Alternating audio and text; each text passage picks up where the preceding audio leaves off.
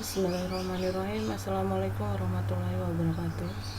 Kita ketemu lagi dalam pelajaran PKK. Kita masuk ke bab 7. Kita akan membahas tentang menganalisis biaya produksi prototipe. Adapun tujuan pembelajarannya: 1. Memahami biaya produksi dan analisisnya. 2. Memahami biaya produksi perangkat keras. 3. Memahami membuat estimasi biaya produksi prototipe perangkat lunak. Lalu yang keempat, memahami proses produksi produk multimedia. Oke, kita yang membahas yang pertama yaitu biaya produksi dan analisisnya.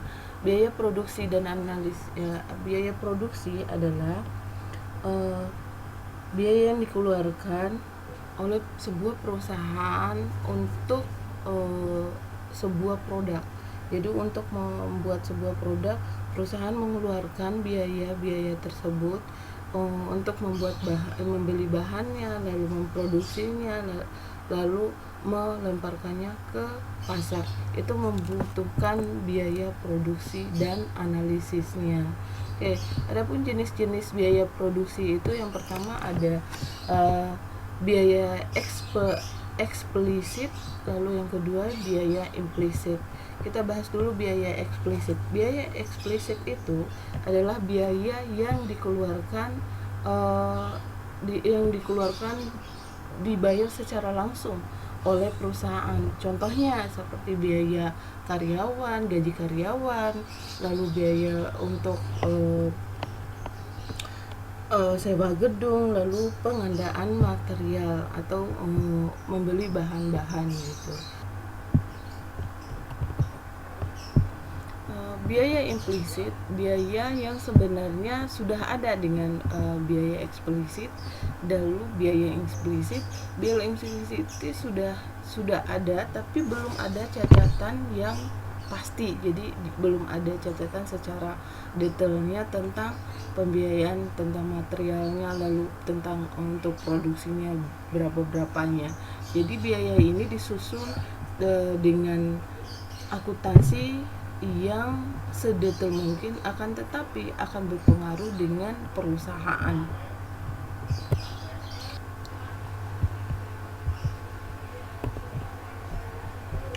Masuk ke jenis-jenis biaya produksi berdasarkan jangka waktunya. Biaya produksi yang berdasarkan jangka waktunya ini ada dua, yaitu biaya jangka waktu pendek, lalu biaya jangka waktu panjang. Untuk biaya jangka waktu pendek ini adalah biaya yang jangka waktunya tidak ditambah lagi. Jadi benar-benar sudah direncanakan jangka waktunya sekian, tidak ada penambahan waktu lagi. Jadi benar-benar dikejar waktu ya. Untuk biaya jangka waktu pendek ini ada jenis-jenisnya lagi, yaitu yang pertama ada biaya total, lalu yang kedua biaya variabel, lalu yang ketiga biaya total tetap, lalu yang keempat biaya total rata-rata, lalu yang kelima biaya variabel rata-rata, lalu yang keenam biaya tetap rata-rata, lalu biaya jangka waktu panjang. Biaya jangka waktu panjang merupakan segala faktor produksi yang masih dapat berubah-ubah. Berikut adalah jenis-jenisnya. Jenis-jenis biaya jangka waktu panjang ada dua. Yang pertama yaitu biaya marginal langkah panjang, lalu yang kedua biaya rata-rata jangka panjang. Oke, jenis-jenis biaya produksi jika dilihat dari volume kegiatan. Ada yang namanya biaya tetap, lalu biaya variabel. Yang pertama, biaya tetap adalah biaya yang tergantung atas volume produksi yang dihasilkan suatu perusahaan. Biaya tetap ini bisa mempengaruhi waktu. Jadi ketika produk tersebut akan laku di pasaran, jadi produk tersebut biaya ini tentu akan ada penambahan, lalu ada pengurangannya begitu. Lalu untuk biaya variabel adalah biaya yang berubah sesuai dengan volume barang atau jasa yang dihasilkan oleh suatu perusahaan. Biaya variabel membiayai seluruh biaya marginal. Biaya variabel ini juga disebut dengan biaya normal. Lalu kita masuk ke analisis biaya produksi prototipe perangkat keras. Yang pertama ada desain konsep, lalu yang kedua rekayasa desain, lalu yang ketiga pengujian prototipe, lalu yang keempat adalah manufaktur prototipe. Kita bahas dulu tentang desain konsep. Desain konsep adalah di tahapan meneliti dan memilih prototipe mana yang menyimulasikan pengalaman pengguna. Jadi ini adalah tahapan meneliti dan memilih prototipe yang akan dilemparkan ke pasar. Lalu yang kedua itu rekayasa desain. Rekayasa desain adalah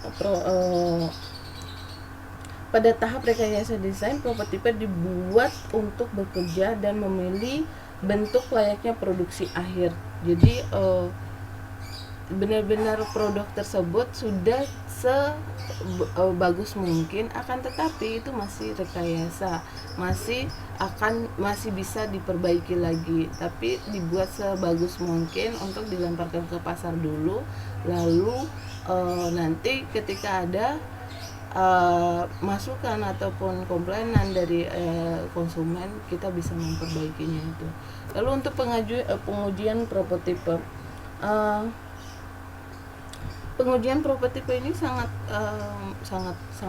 amat dibutuhkan, yaitu untuk mengetahui seberapa bagusnya sih produk tersebut gitu. Itulah pengujian prototipe.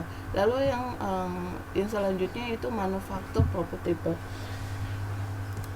Pada tahap pemanufaktur prototipe akan menghasilkan prototipe yang sudah dianggap siap untuk dijadikan produk akhir. Manufaktur ini yaitu produk akhir sebuah prototipe ya. Lalu selanjutnya kita masuk membuat estimasi biaya produksi prototipe perangkat lunak.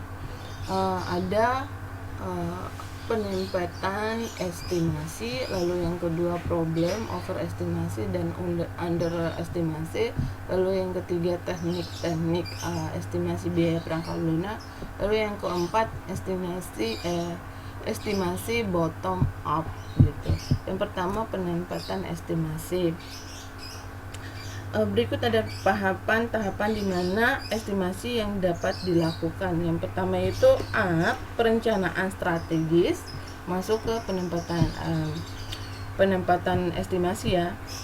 Yang pertama perencanaan strategis, lalu yang kedua studi kelayakan, lalu yang ketiga spesifik sistem, lalu yang keempat evaluasi proposal super, lalu yang kelima perencanaan proyek.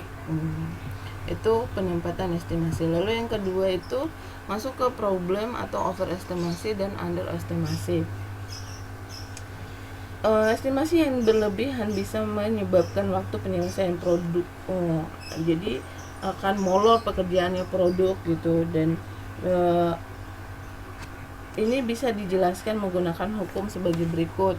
Hukum Parkinson. Hukum Parkinson itu menyatakan pekerjaan berkembang sedemikian rupa agar waktu yang tersedia akan menyelesaikan terpenuhi. Jadi pekerjaan itu dilakukan, jangka waktunya sekian. Kita harus melakukannya dengan jangka waktu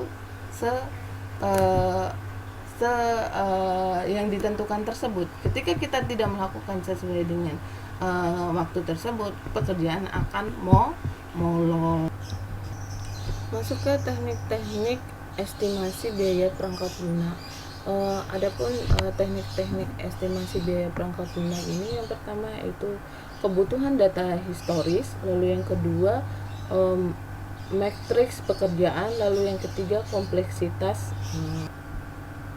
Estimasi bottom. Masuk ke estimasi bottom. Estimasi bottom yaitu membagi atau memecah proyek menjadi beberapa komponen tugas, kemudian menghitung banyak biaya yang diperlukan untuk menyelesaikan setiap tugas tersebut.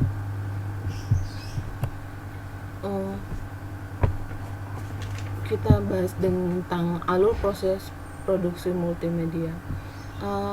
Alur proses produksi multimedia itu ada pra produksi, lalu yang kedua itu proses produksi, lalu yang ketiga adalah purna produksi.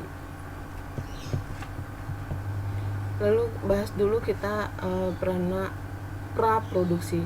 Pra produksi merupakan sebuah proses tahap awal dalam membuat produk multimedia, yakni berupa pengumpulan semua data dan elemen yang berkaitan dengan produksi. Proses produksi dimulai dengan pengaturan budget. Budget itu adalah biaya, pemilihan sutradara, pemilihan aktor, pemilihan kamerawan, lalu kru, lokasi, lalu peralatan, lalu kostum, dan lain-lain. Itu praproduksi ya. Lalu untuk masuk ke proses produksi. Proses produksi merupakan tahap implementasi produksi di mana semua anggota tim mengembangkan multimedia bekerja. Lalu yang selanjutnya purna produksi. Purna produksi, proses penyelesaian produksi multimedia menjadi hasil akhir. Tahap pasca produksi ini diterapkan terutama pada bidang multimedia, program televisi atau fotografer. Cukup sekian materinya, kita masuk ke tugasnya. Tugasnya yaitu yang pertama jelaskan tujuan pembelajaran menganalisis biaya produksi prototipe. Lalu yang kedua, jelaskan jenis-jenis biaya produksi. Lalu yang ketiga, jelaskan jenis-jenis biaya produksi berdasarkan jangka waktunya. Lalu yang keempat, jelaskan desain konsep rekayasa desain, pengujian prototipe dan manufaktur prototipe. Lalu yang kelima, jelaskan membuat estimasi biaya produksi prototipe perangkat lunak. Oke, tugas ini kalian kirim ke email ibu atau WA ibu, tapi untuk ke WA ibu hanya menerima foto yang tugas yang kalian catat. Jadi tidak diketik ya di WA. Ibu tidak mau seperti itu. Kalian memfoto tugasnya. Kalian tulis di buku lalu kalian foto. Untuk di email juga kalian bisa mengetik kalau di email. Oke. Cukup sekian dari ibu. Semoga kalian selalu sehat semua dan terus semangat untuk belajarnya. Kita pertemuan akhir sebelum awal puasa ya. Jadi besok kita udah mulai libur. Wassalamualaikum warahmatullahi wabarakatuh.